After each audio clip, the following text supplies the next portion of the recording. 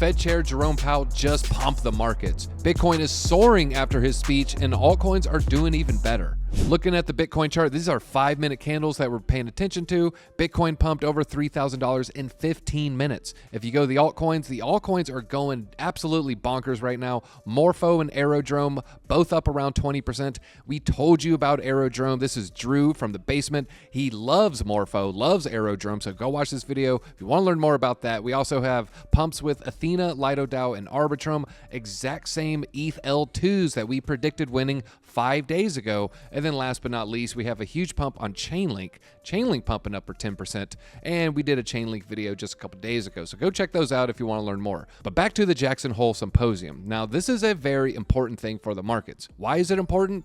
Well, the Fed chair often uses this Jackson Hole Symposium to signal big policy shifts on interest rates, inflation, or liquidity. It is basically the Oscars of monetary policy.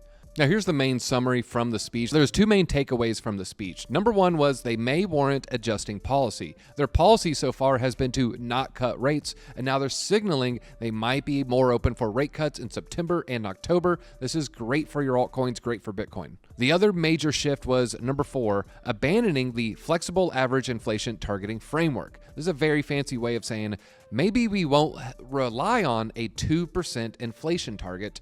Maybe we could be a little bit looser. Maybe it's okay if inflation is higher than 2%. Both of these shifts are signaling more money printing. All of this is great for crypto. But what if I told you Jackson Hole may be great on crypto, but the market dumps every single time? There's an impact of these Jackson Hole Powell speeches on Bitcoin. You can see in 22 we fell 15%, 23 5%, and even in 2024 it pumped, but then it would dump 20%. And when I did a little bit more digging, I saw this is a common phenomenon. This has been happening in the stock market for years and years and years. You can see that there's always a drawdown, and this has the starting date of the speech followed by the low date of equities. So in this video, we're going to look at 3 things. We're going to check Bitcoin after each of these Jackson Hole Symposiums, going all the way back to 2017.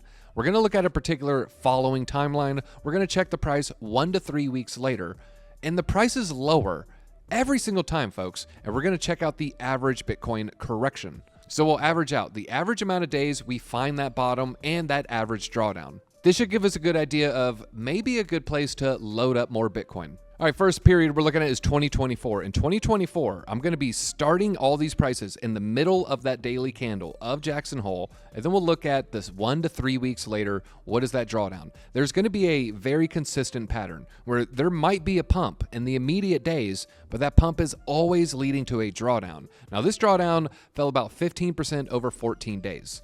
We went from 62,000 to 52,000. Next period is going to be 2023, and all of these happen in August. Well, in August 2023, see the same situation. We have a very, very large pump that happened about 3-4 days later, and then we totally erase those gains. You would find 16 days after Jackson Hole, that's when we would find a bottom, and I'm not even going to the bottom of the wick here. It's going down to the bottom of the candle body here. Bitcoin would fall 3.5%. So we go from 26,000 to 25,200, and that would take 16 days. Next drawdown going to be 22, and looking at 2022, you're going to see that same familiar pattern playing out. We're going to see a little bit of some wicks up. All right, we peaked up, we pumped a little. 3-4 days later, it was slightly higher.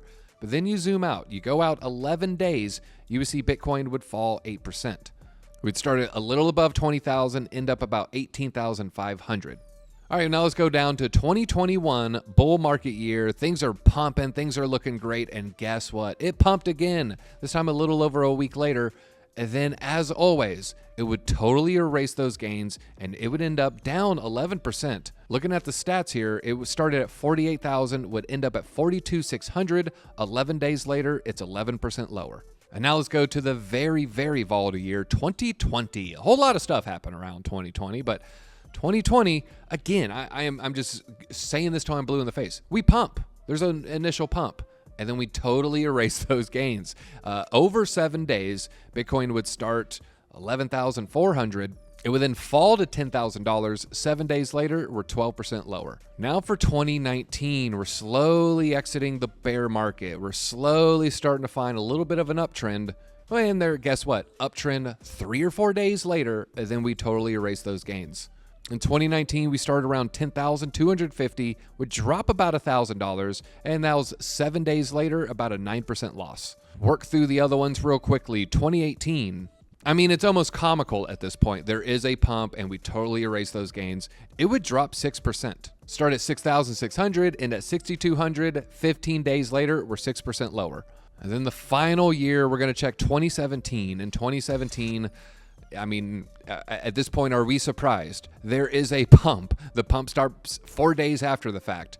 And then you fast forward 20 days. We've totally erased everything. We start at 4,300. We end at 3,200. 20 days later, we're down 24%. Now, looking at the average, price really not as important. But on average, 13 days later, Bitcoin falls on average 11%. So my recommendation for 2025 is be very, very careful of any pumps. Traditionally, we see those gains totally wiped out within 1 to 3 weeks later. And so if there is a small 5, 10, 15% pop, don't be surprised if that would then turn into a 10, 15, 20% drop. I'm DZ for Discover Crypto. I want you to hold on to those Satoshis. I'll see you in your Bitcoin at the top.